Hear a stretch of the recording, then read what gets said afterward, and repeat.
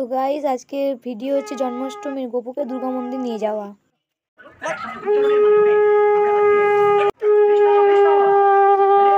তো গোপুকে দুর্গা মন্দির নিয়ে চলে এসেছি আর গোপুকে ওইখানে রাখা আছে। তো সবাই কত সুন্দর কৃষ্ণ নামে নৃত্য করছে।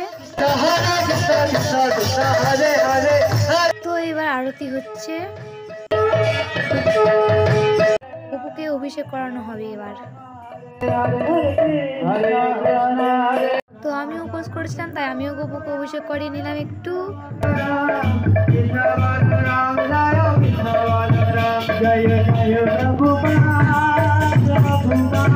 তো গোপুকে এবার অভিষেক করানো হচ্ছে। তো আপনারা দেখুন আর কত সুন্দর লাগছে, এটা আপনারাও অনুভব করুন।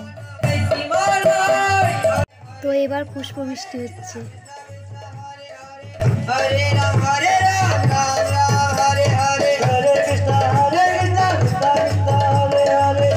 তো তারপরের দিন 56 ভোগের আয়োজন করা হয়েছিল, তো আপনারাও দেখুন।